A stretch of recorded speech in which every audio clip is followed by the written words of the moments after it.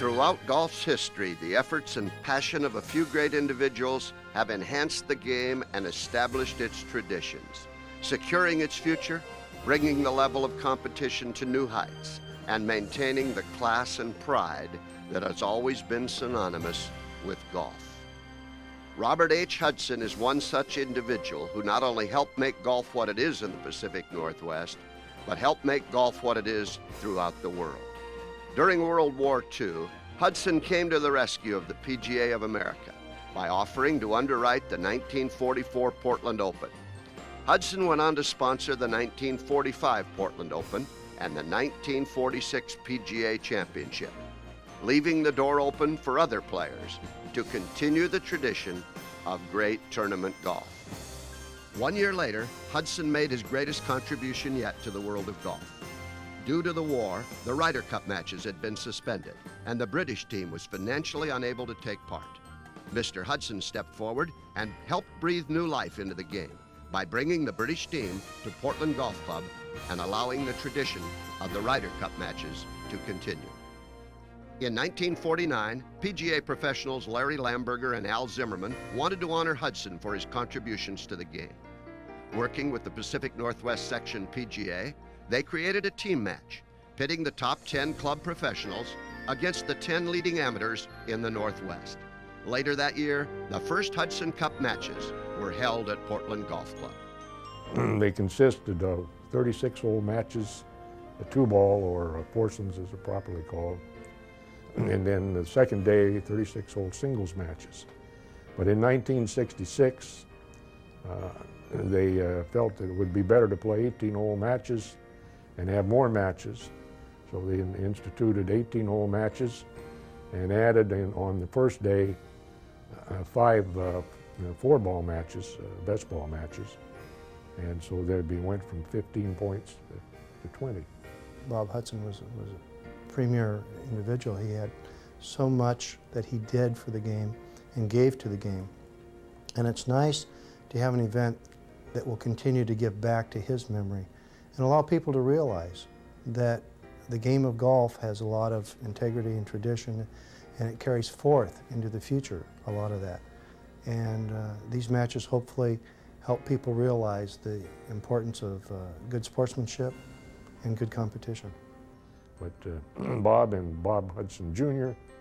and his family, they were very devoted to the matches. The section started the matches. And when Mr. Hudson found out that they were being held in his honor, he insisted on picking up the tab. So he paid for the Hudson Cup matches for many years, back through 1972. And then for various reasons, he couldn't do it any longer. And then the section took it over, and it's financed it since that time. I understand that today, in recent years, the Oregon Golf Association and the Pacific Northwest Golf Association both contribute financially to the matches.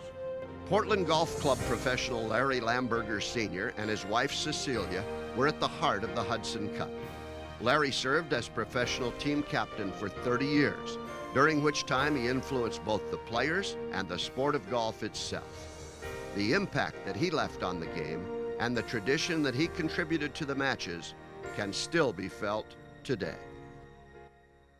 The beginning of the Hudson Cup was an idea between my dad and Al Zimmerman, who was a fine player and the pro at Alderwood, a course here in Portland at that time. And they wanted to do something for Mr. Hudson to honor him for what he'd given to golf. And it turns out Mr. Hudson got word of it. He supplied the trophy, he supplied jackets and other items for the tournament, like the Hudson Cup tie, for many years. And my dad and Mr. Hudson had a great relationship, and Mr. Hudson, I would say, trusted him to make sure that everything was handled properly. The whole family was involved. Bob Jr. was wonderful, and later their son was involved. It was just a wonderful thing that the man did. He loved not only the game, he loved the amateurs, he loved the golf professionals. And we in turn certainly respected and loved Mr. Hudson. Larry Lamberger Sr., who played on the first Hudson Cup in 1949, was the head pro at Portland Golf Club when I grew up and taught me how to play. And one of those head pros that worked hard, long hours and all that, and would just very quietly come up to you occasionally and say, if you want to be a good player, you have to do these things. And it had, a lot of the times, had nothing to do with your swing or the mechanics of the game, but your conduct. And he had a big influence on my life as a person and as a player. One of the continuing cup matches was played here, I'm going to say, in the 60s.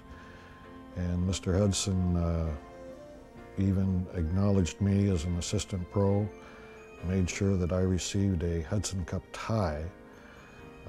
In those years, every player got a tie that was the Hudson Cup design, and it was made by a company in England that Di Reese opened. Di Reese being one of the British players on the Ryder Cup team here. So Mr. Hudson seemed to always include everybody that was around in the tournament. A very considerate man. The Hudson Cup, however, wasn't solely a celebration of Hudson and his contributions, but a celebration of great golf played by the Northwest's finest players. Over the years, professionals have been led by great players such as Bob McKendrick, Chuck Congdon, Bill Eggers, and Bill Tyndall.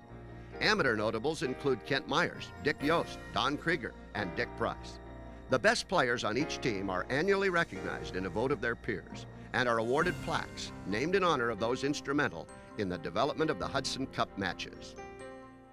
Now, you know, he didn't argue much with Charles Congdon. If I ever knew anybody that was always right, it was him. Comfortably so. He says, what do you got? And I said, well, I've got a 7-iron, Charlie. He says, hit a 6. And I says, I can't swing soft, Charlie. I'm out of shape. Let me hit this 7. He says, no, I hit a 6. You can't get it there with a 7.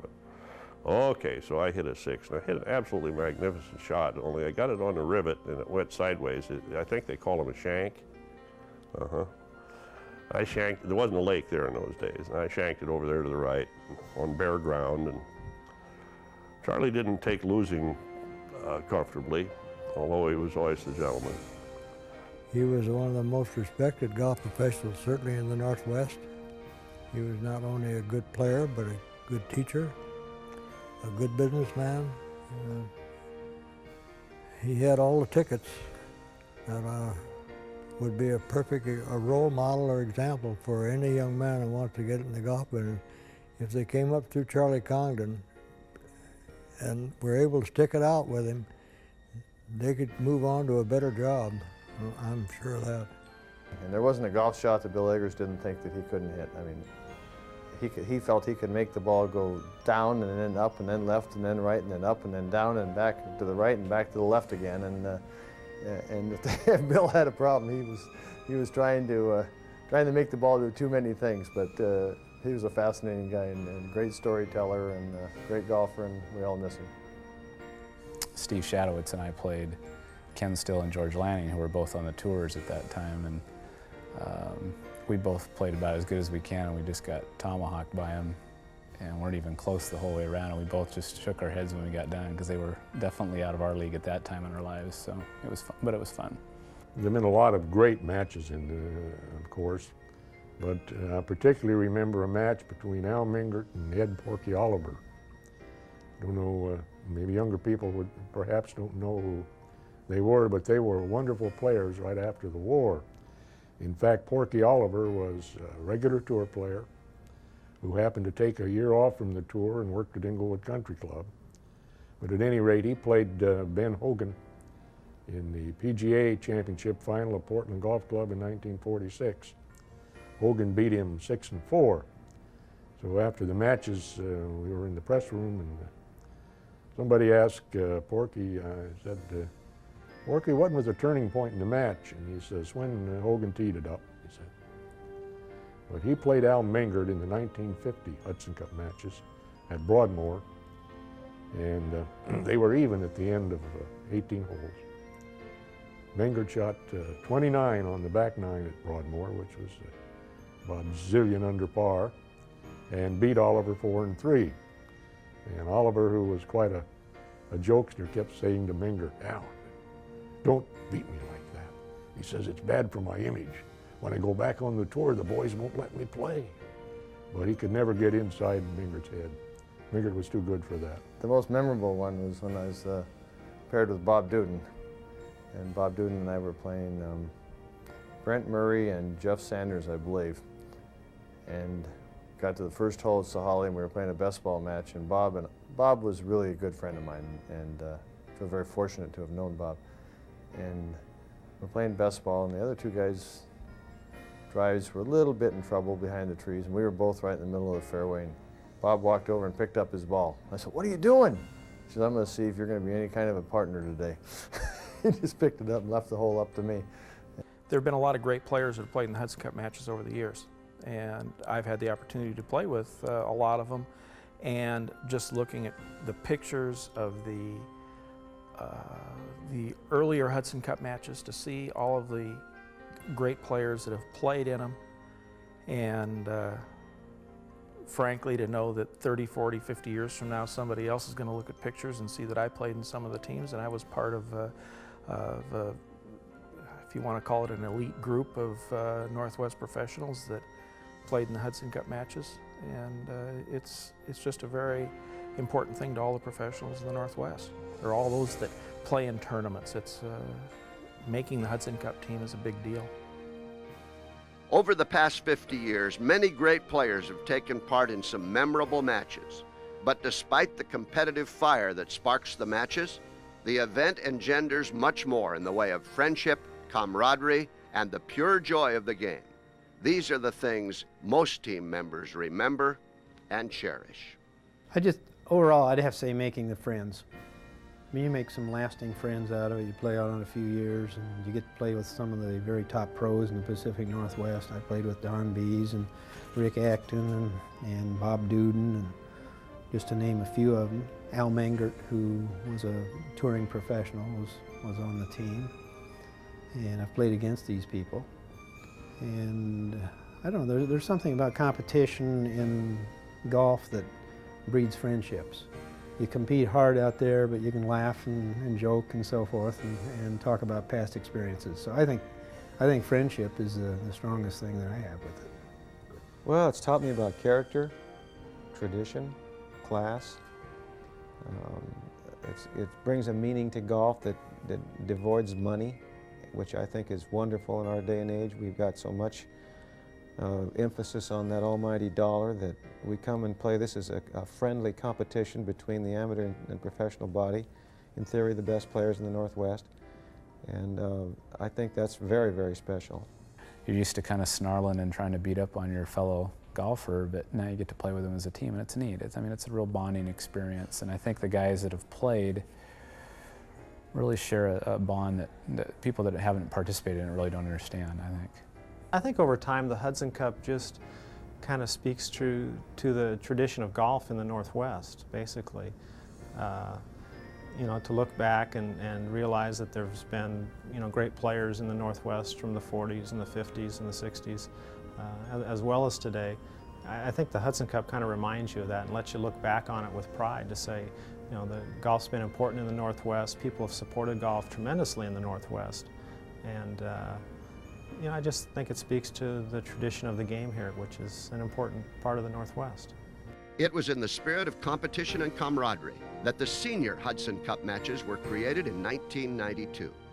Many of the great players, so instrumental in building the history and tradition of the matches in an earlier era, now had a venue to test their skills and renew acquaintances. The advent of the senior matches a few years ago really adds something to the game, I think similar to what the senior tour has added to the game, in that a lot of the people who participated in the past have found it increasingly difficult with the younger, stronger, better players joining our ranks to qualify for the regular team. So it gives us an opportunity to continue competing and to compete again with some of our old friends that we used to have opposite us who have the same problem qualifying for the amateur team. So it's really made it easier to maintain the friendships and the camaraderie and the competition, just doing it at a more friendly level. The senior team is even more special because the people you're playing against are people you grew up with 30, 40, 50 years ago in some cases. And boy, I'll tell you, you cannot get old friends, and that's what we have here, old friends. And so the fun part of it and renewing those relationships happens once a year in October, and that's the best part. Not any individual shot or any individual score, but just seeing the people again and connecting with them again is the best part. You know, the competition was certainly important and primary, but the camaraderie of it was truly enjoyable to me. It's something I'll never forget. It's some of my best memories. You know, I've played a lot of golf, and I've played Jack Nicklaus, and I've played Tom Watson, Ken Venturi, but I don't have the memories that as much fun as I did with the Hudson Cup matches. The pride that surrounds the matches has been the driving force for many players over the years. Qualifying as a member of the Hudson Cup team is the highlight of every golfer's season. It is the culmination of a great year and the definition of a great player. It has become the mark that each and every player in the Northwest strives for and holds as one of their greatest experiences. I was playing the last round of the Northwest Open, and I figured I needed about 5 or 6 points, which meant I just had to finish in the top 20. And I went out in the last round and I tore it up, and I was 4 under after 6 holes. And I'm not even thinking about the tournament. I'm thinking, oh, I got to get on that Hudson Cup team. And so I started choking and puking it around, and I ended up finishing 1 under for the round. And then you're studying the board at the end going, did I make it, did I make it? And seeing who's ahead of you and who's behind you. Did they get more points than me this week? And so I made it right on the button. I was number 10 last year. And so it was always an honor just to be invited, because it is the culmination of I mean, if you played well to an amateur, and I know to a professional too, it was a culmination of at least in your own mind as well as in the mind of your peers, that you had a good year, that you played well all year. And it was an honor. It was probably, at least I consider it, the highest honor as an amateur golfer in the Northwest to achieve. It's just a mark of achievement. It's kind of something I know that it's kind of important. It is important to all of the professionals in the Northwest. It shows kind of an accomplishment for your year and how you've played during that year. So it's really still a very special situation. I think that's one of the things that's nice about this tournament too, is the fact that there's a great deal of camaraderie between the professionals and the amateurs. And when they're out there playing each other, they're trying as hard as they can to beat each other. But when it's all over, they're good friends. And I think that's, you know, that's really, that's what Robert Hudson wanted, and that's what he got. And today it's the same way. I think all of us are certainly indebted to him for what he started, because it really is, it's a true golf competition. No prize money, no expenses, no nothing. It's just truly for the pride and joy of the game and recognition of good play. And in these times now, it's not like that anymore. You know, it's just a pure celebration of golf, and I think that's what I would thank him for. It's neat to see that, because it's not very often we have things like that anymore. Just, you know, it's just a tribute to golf.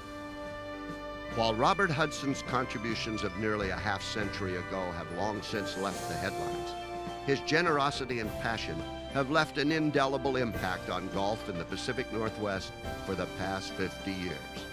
The pride and tradition that surround the tournament that holds his name is why the Hudson Cup matches are truly a celebration of golf.